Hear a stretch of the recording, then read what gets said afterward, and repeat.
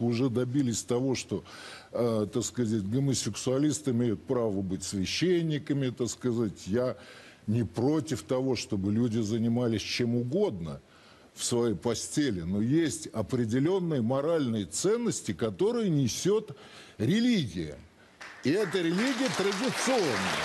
Вот, мне кажется, в чем суть этого конфликта. И на самом деле этот конфликт гораздо более опасный, чем просто конфликт цивилизаций. Потому что это конфликт между развитым, высоко развитым, у которого, кстати, есть свои